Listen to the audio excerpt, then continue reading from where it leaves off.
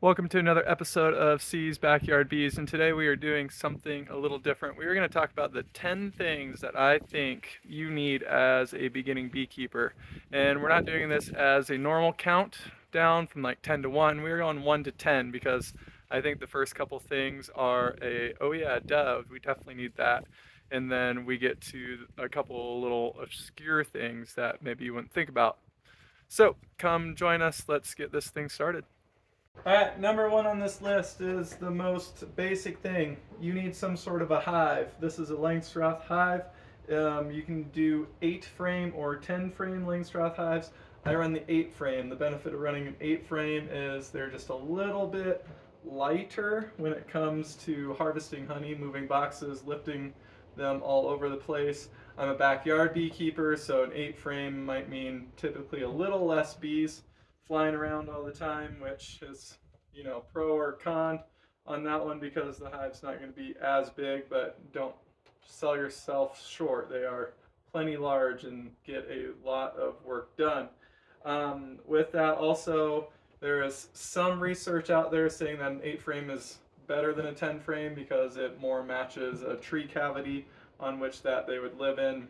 I don't buy that one, but who knows? You might, and that's perfectly okay. That is an opinion. So here is what you need. Typically, it comes with some sort of lid, telescoping lid, just like that. It comes with an inner cover. Usually there's a hole in it to let some air out. You are going to need supers. We're kind of working backwards on this. Supers is where you store the honey, not where you store it, where the bees store it. So I would say for each hive, I would on average say that you need at least 4 or 5 supers if you don't plan on extracting honey all the time. So I would say 4 to 5 supers per hive, which is kind of getting into a lot of money. The startup cost for beekeeping is not that cheap if you think this is going to be a cheap hobby. Okay, with all of those supers on the bottom for your brood nest, where the bees lay where the queen lays the eggs, and where everything happens in that department, you are typically going to have 2 deeps. So one just like this, and one more sitting on top of it is the traditional way. Lots of people do a single deep though. It's a little more to manage, but it is possible. And then with all of these boxes, you are going to need frames. This frame is a plastic foundation that the bees cover in wax. You can get no foundations at all. That is completely up to you as a beekeeper.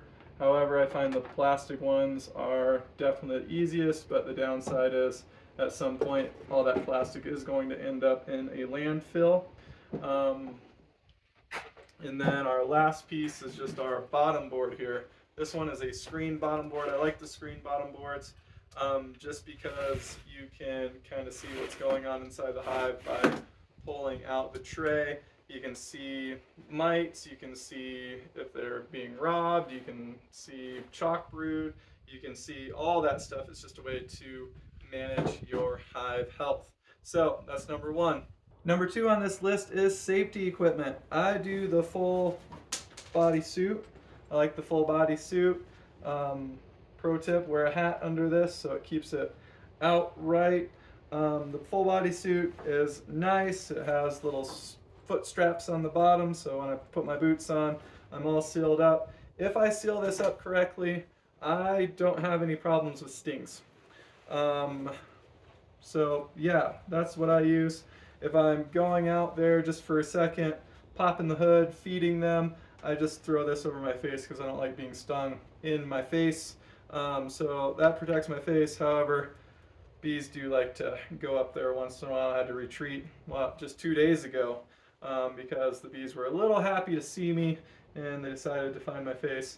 I also wear gloves. I am a proponent for full protection when you're beekeeping. Some people do not like gloves because they are a little clumsy, a little hard to work with. I find that once you get used to them, it is just fine to work with, and you don't have to worry about being stung in the hands.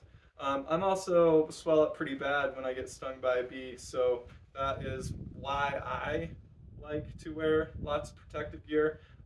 However, I know lots of people don't wear any protective gear or no protective gear. Also, as a backyard beekeeper, we are more prone to develop severe allergic reactions because we don't get stung enough. Um, so, kind of weigh the cons and pros there. Without the gear, I'd probably get stung a lot. Um, with it, I don't get stung at all when I'm working with the bees typically. Usually, I get stung when we are more like, doing something I probably shouldn't be doing, or they're mad after an inspection and get me on the patio. All right, the third thing that you need is a hive tool. And again, this is just your basic beekeeper stuff, but I would argue that this is the last one as far as your basic beekeeper kind of stuff. That's like for sure you need that. So a hive tool has a hook in order to get between the frames to lift them out. It has a, I don't know, inclined edge in order to pop boxes off each other. So you slide it underneath, pop it, because bees just absolutely glue everything down. This is my original hive tool. The nice thing about bees being in my backyard, I never lose it for long.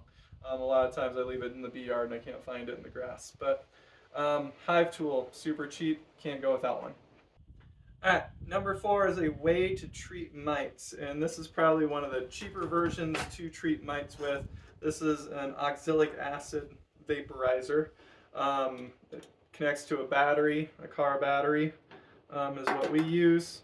You put the oxalic acid into the little dish, it heats it up, turns it into a vapor. That's what kills mites. Oxalic acid is safe to use with supers, however, I always take my supers off.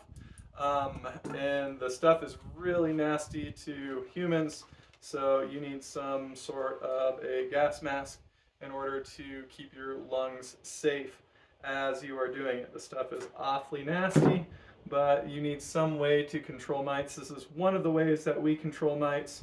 Um, some people believe in natural mite control and raising queens that are mite resistant. However, I do not have bees that are mite resistant, and if I do nothing, then my hives die. So this is one way that we treat mites. This is one piece of gear that I own that we use quite a bit. All right, 5 is a very cheap spray bottle. Buy these at Walmart for $2. Why they're so important is because when you buy brand new frames, you need to, or at least you should, put sugar water as a spray on them. Also, if you buy a package of bees, they tell you to spray them down with sugar water in order to create so they don't fly as much, so you can dump them into that hive. So a squirt bottle is our number 5. All right, number 6 is extracting equipment. We have our 2-frame extractor. I would go the electric, definitely, if you are planning to do this for a little bit. The hand crank manual ones are just a little bit too much work. And then definitely a bucket with a honey gate on it. I will not do that anymore. It's just so much easier to fill jars from a honey gate. And then we have a double filter sieve as well. I really wanted this tool, this piece of equipment, to be higher on the list. However, it is where it is, and this is a bee escape. I absolutely will not ever do anything with harvesting honey without a bee escape. They work wonders to get rid of the bees from the supers. What you do is just put it on the night or even 2 days before. They all go down to the brood chamber at night, and your supers are all of a sudden free of 99.8% of the bees that were in it. You don't have to use any chemicals on it. You don't have to fight thousands of bees to get them out of the supers. They're not going after you when you're pulling the supers off because they're not in there. For sure, I can't speak high enough of a bee escape, and I think everyone should have one of these in their arsenal for each hive that they plan to extract honey from. Um, just makes things so much easier. All right, number 8, another one that I just really wanted higher on the list, but just couldn't figure out where to place it. It is a bee journal. Every time that I work in my hives, I give just a short little note. How are they looking? Is the queen laying? Do we have queen cells? I keep track of my costs. I keep track of my sales. All of that goes into my bee journal. One of the most important things is year over year over year with this thing, definitely in your area. After all these years, I can now go back and see what is going on in March. Was that the same every other year? When did the apple trees bloom? Well, for us, they bloom right at the beginning of April. And I have that written down in here, and I've seen that trend over and over again. We get a huge linden bloom right at the end of June, early July. So I have been able to see that trend so I can prepare my hives for those things that I see. Especially swarming occurs the same kind of times. A bee journal I can't talk about a bee journal enough on how helpful it has been. You can decorate it. My wife decorated this one. It's beautiful. I love it. And as it gets full, we'll have to get her to decorate another one. Number 9 is an empty nuke box. You can either hand make these or buy them. If you have plywood lying around, they are really easy to make. Only took me, I don't know, probably about an hour or two, and I am not very crafty or handsy. So you can make one, you can buy one. What I use the nuke most often is a place to put my frames that I am using. So instead of some sort of frame stand or something, I take my frame out, put it in the nuke. That way it keeps all the bees contained. Sometimes if you put the frame on the ground, you kick it, and then you have bees going up your pant legs and everywhere else. So when they're nicely contained, also when I'm doing inspections, if all of a sudden I see swarm cells, however I find the queen, I can make the split right away by putting that queen into a nuke with some other frames, and I don't have to close it all up, come back later and re-find that queen. Sometimes queens are super hard to find, so having that being ready to make a split in the moment is super beneficial. Also, you can use nukes to capture swarms. Um, it's just something to have in your arsenal that you can grab real quick that is beneficial to your beekeeping experience. All right, and the last top 10 thing that I would say that you for sure need as a beekeeper is a way to feed your bees. This thing should have been number 2 on the list. I just use jars, salsa jars, jam jars, and just repurpose them, pop some holes in it, put it over the inner cover, and it feeds them. And you can just keep refilling them. Obviously, this is not going to work if you are anything bigger than a backyard hobbyist, but as a backyard hobbyist, I find the jar method works fantastic. It's fast, it's quick. I can make the sugar water overnight and then plop it in before work the next day. So, a way to feed your bees.